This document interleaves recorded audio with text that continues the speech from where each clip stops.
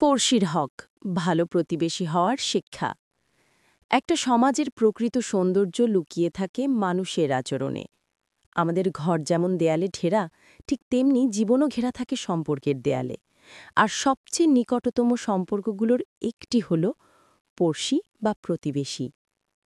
রাসূলুল্লাহ সাল্লাল্লাহু আলাইহি ওয়াসাল্লাম পড়শির অধিকারের বিষয়ে অত্যন্ত গুরুত্ব দিয়েছেন। তিনি বলেছেন, জিব্রাইল আলাইহিসসালাম আমাকে পড়শির প্রতি সদ্ব্যবহার করার এত বেশি উপদেশ দিয়েছেন যে আমি ভেবেছিলাম হয়তো পড়শিকে উত্তরাধিকারী করে দেবেন। সহিহ বুখারী। এটি বোঝায় ইসলামে পড়শি শুধু পাশের মানুষ নয়, বরং এক ধরনের দায়িত্ব। মদিনার এক এলাকায় থাকতেন দুই পড়শি। একজন ছিলেন সচ্ছল ব্যবসায়ী, আরেকজন দরিদ্র কাঠুরে। প্রতিদিন কাঠুরে সকালে কাজে যেতেন, সন্ধ্যায় ক্লান্ত শরীরে ফিরতেন, কিন্তু তার ঘরে রান্নার ধোঁয়া তেমন উঠত না। অন্যদিকে ধনী ব্যবসায়ীর বাড়ি থেকে প্রতিদিন ভেসে আসত সুগন্ধি খাবারের গন্ধ। একদিন তার স্ত্রী বললেন, স্বামী, তোমার পড়শিরা হয়তো অনেক কষ্টে আছে, তুমি তাদের একটু সাহায্য করো না কেন? কিন্তু ব্যবসায়ী মাথা নেড়ে বললেন, আমি নিজের পরিশ্রমে খাই, তাদের কথা ভাবার সময় নেই। সেই রাতে কাঠুরের ছোট ছেলে ক্ষুধায় কাঁদছিল। মা বললেন, চুপ করো, আল্লাহ আমাদের জন্য ব্যবস্থা করবেন। ছেলেটা কাঁদতে কাঁদতে বলল, মা, পাশের বাড়ি থেকে খাবারের গন্ধ আসছে, ওখান থেকে একটু দাও। মা কাঁদতে কাঁদতে বললেন, বাবা, ওরা আমাদের মতো না, তারা ব্যস্ত নিজেদের দুনিয়ায়। এই দৃশ্য আল্লাহর রাসূলের এক সাহাবী দেখে ফেললেন। তিনি দ্রুত নবীজির কাছে গিয়ে ঘটনা জানালেন। পরদিন নবীজি সেই ধনী ব্যক্তিকে ডেকে বললেন, তুমি কি জানো তোমার পাশে এমন একজন মানুষ আছে যার সন্তান ক্ষুধায় কাঁদে, অথচ তুমি পেট পুড়ে খাও?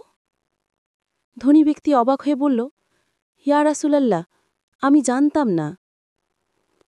তখন নবীজি বললেন, যে নিজের পেট ভরে খায় অথচ তার পড়শি ক্ষুধার্ত থাকে, সে প্রকৃত মুমিন নয়।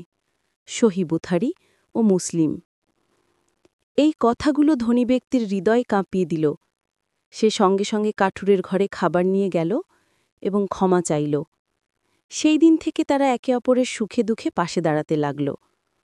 ধনী ব্যক্তি বললেন, আজ বুঝলাম দান শুধু অর্থ দেওয়া নয়, বরং হৃদয় থেকে দেওয়া।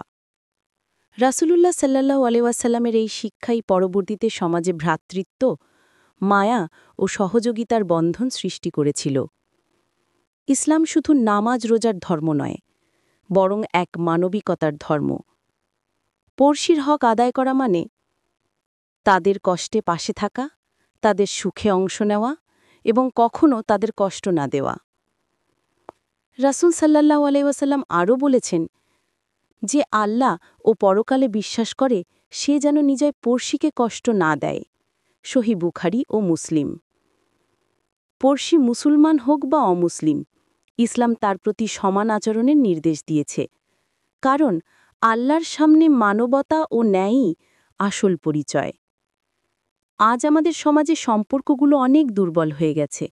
আমরা পাশের ঘরে কে কষ্টে আছে সেটাও জানি না। কিন্তু যদি আমরা সত্যিকার অর্থে ইসলাম মানতে চাই, তাহলে আমাদের প্রথম দায়িত্ব আমাদের পড়শির খোঁজ নেওয়া। রাসূলুল্লাহ সাল্লাল্লাহু আলাইহি ওয়াসাল্লামের জীবন আমাদের শেখায়, একজন ভালো মুসলমান সেই, যার হাত ও মুখ থেকে অন্যরা নিরাপদ থাকে।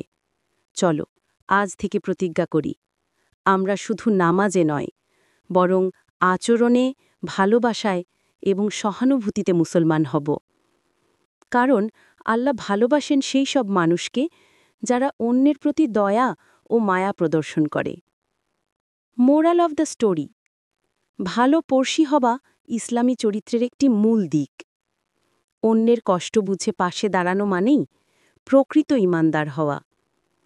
সমাজে শান্তি, ভালোবাসা ও ঐক্য বজায় রাখার সবচেয়ে সহজ উপায় হল পড়শির হক আদায় করা।